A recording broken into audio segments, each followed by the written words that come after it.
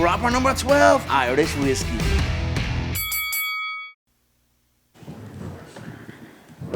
Dustin, it's been nothing but big fights for you for like the last 4 or 5 years or so, but I mean, you know. I need a vacation, man. I was gonna say, I mean, does this fight week feel special, important, like a big moment in your life? Yeah, I have a very special to me because I have an opportunity to be the world champion. It gives me chills just saying it, you know. I want it so bad. This is very important to me.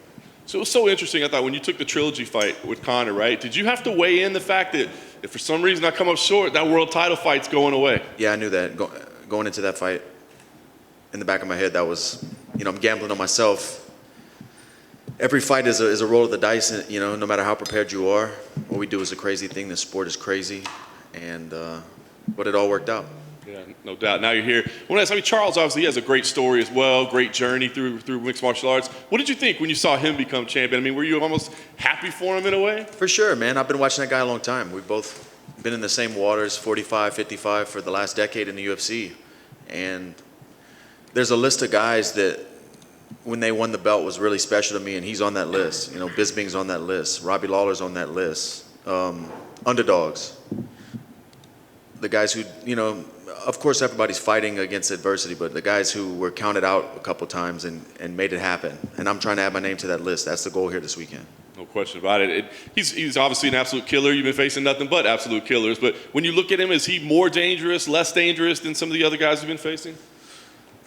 There's so many variables when you're talking about dangers in mixed martial arts. He's as dangerous as any of the other top guys I've fought, just in different areas. You know, his submission game, numbers don't lie. He's one of the most dangerous, most dangerous ever to hit the canvas in the UFC. And we didn't put that aside in training camp. You know, we really focused on defense and fight IQ on the ground and where I'm at in the rounds and risks we need to take.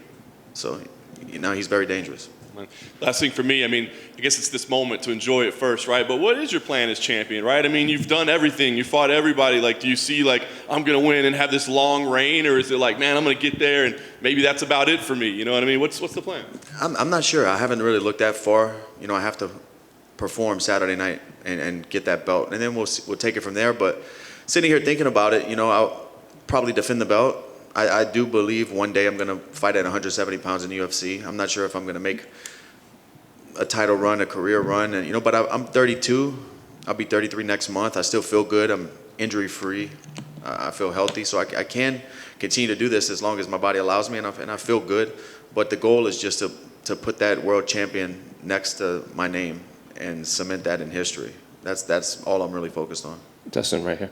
I think from the fans' perspective, a lot of people view Charles Olivieira as this high-level elite grappler, but lately he's been putting away a lot of people, or at least setting up submissions with his hands. You've obviously fought in, like, the Anthony Pettis's, the Holloways, the Conors. So how would you rate his striking compared to a lot of the other people's in the division?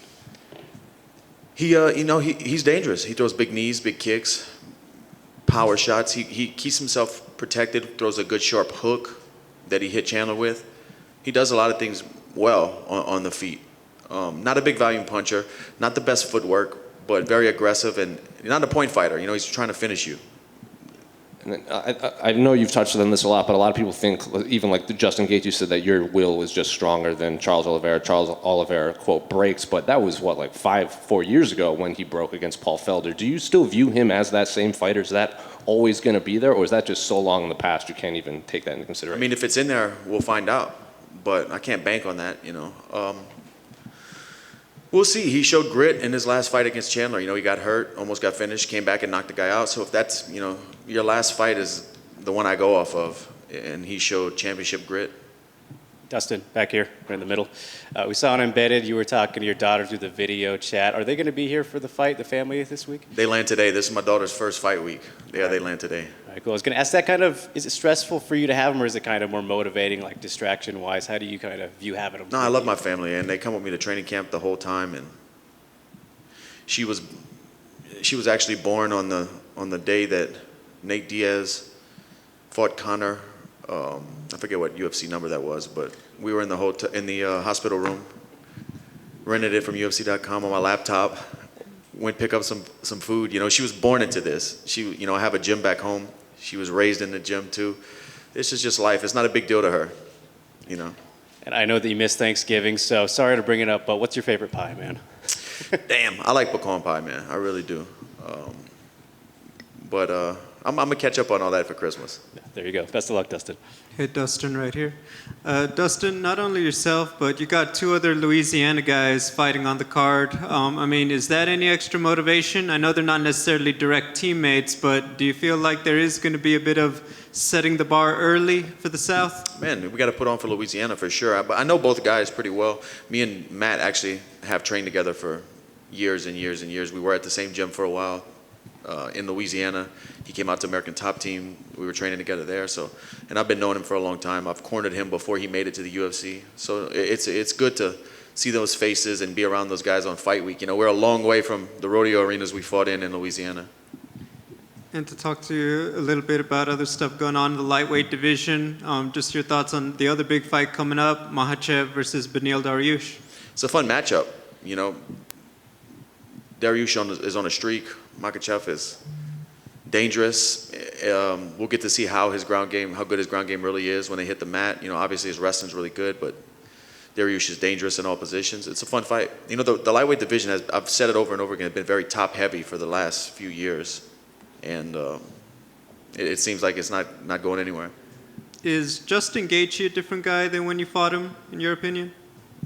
I'm not sure. It's tough to say. You know, I know a lot of people thought he made a huge jump when he fought Tony, and I do think he is improving. I just think Tony made him look really good as well. It was a good matchup. But, no, he's tough, man. He's tough. Final one, you've got the original, you've got the knockout edition. If you win the belt, is there going to be a championship edition hot sauce? Man, we're launching this week a 3-pack with gold labels for Championship Week. It's not a different sauce. It's the same original sauce with gold labels. We're going to do a limited run of 2,100 because this is going to be my 21st win in the UFC. And $10 from every pack is going to the Good Fight Foundation. We're trying to raise money for Second Harvest Food Bank to provide 300,000 meals in Louisiana to underserved communities that need it. So, yeah, we're trying to tie everything in together. Thank you and good luck. Yeah. Oh, mic's off. Your last 2 fights had a lot of kind of emotional buildup with Conor. How's this one different in terms of like your headspace for this particular fight? It's smooth sailing. You know, not a lot of back and forth. He seems respectful. But at the end of the day, it's a fight. You know, this is warfare when we get in there. So the more mature me, I don't really pay a whole lot of mind. Even in the Conor fights and the build-up, I didn't really get too caught up in it.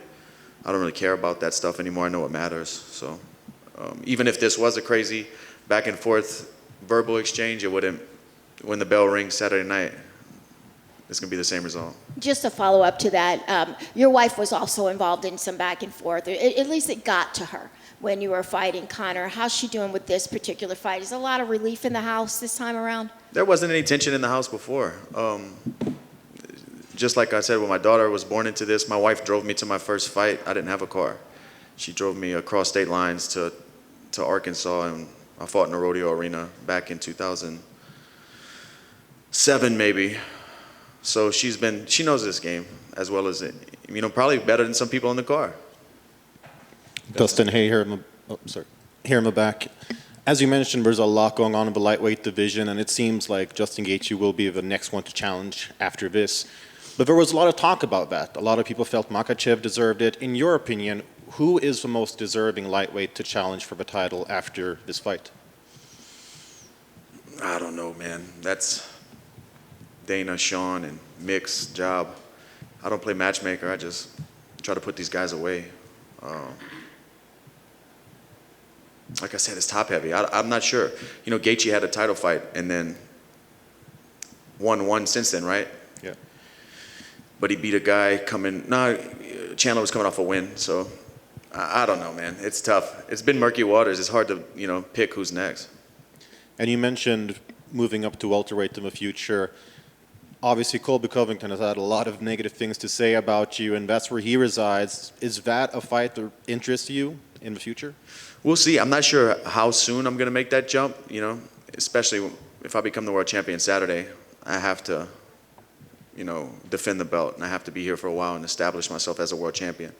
But everybody's on the list if I move up, Dustin, down here to your left, you touched on obviously the win being your 21st if you get it, but I believe in January 1st will be the 10-year anniversary of you making UFC debut at UFC 125. 11 year. Oh, 11 years. I can't even count, man, anyway.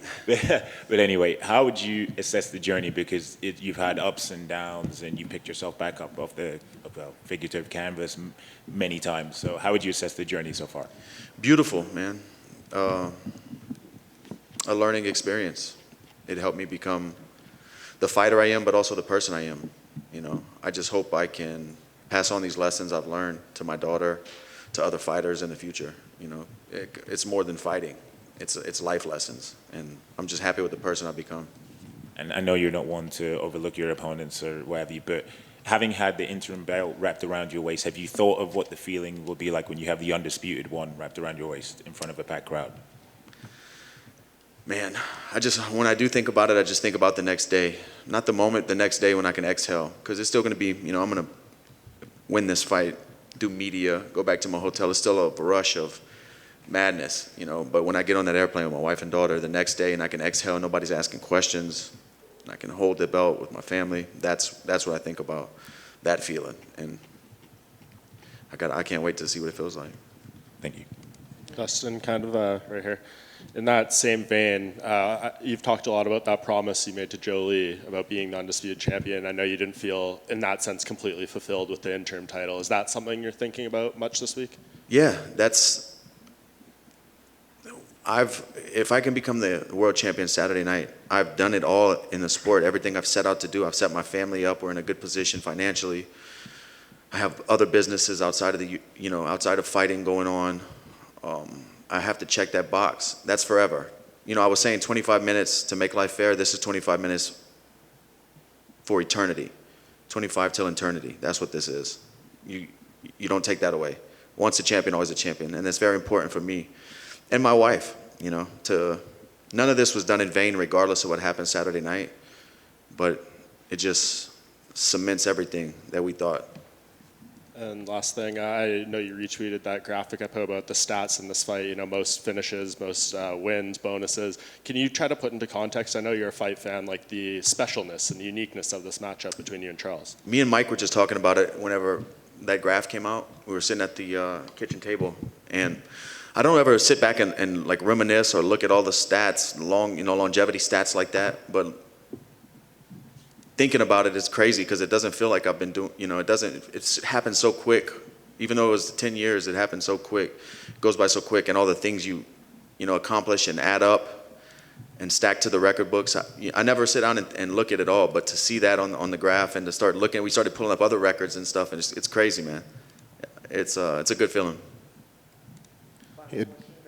Yeah, Dustin, just one more back here. On the top, as I mentioned, the welterweight division before, the hottest rising guy there right now has got to be Khamzat Chimaev. Everyone's talking about it, and some people saying he's a future champ. Some people saying he's a little overhyped. Where do you stand? What's your opinion?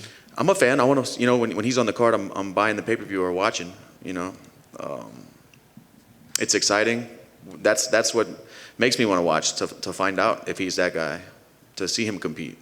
So, and I think the sport needs that. We need stars to stay to keep people interested. Not that they wouldn't be without it, but it's fun when you have a guy like that. Is this a real special person? And we're going to find out. And the last one from you then. You were on Hot Ones and you went through some pretty spicy sauces. Did that in any way affect or inspire you to try some of your own super spicy sauces in the future? We launched a KO edition, and that's about my limit. That's about my limit that I can enjoy before it becomes like a gag gift. Anything that's too hot is like you're going to use it one time to mess your friend up, and that's it. We'll see. All right, thank you. Thanks. This holiday season, when shopping for your loved one's perfect gift, remember to get their sizes. Petite, large, extra large. While one size does not fit all, one gift does. Rich and smooth, proper number 12 Irish whiskey.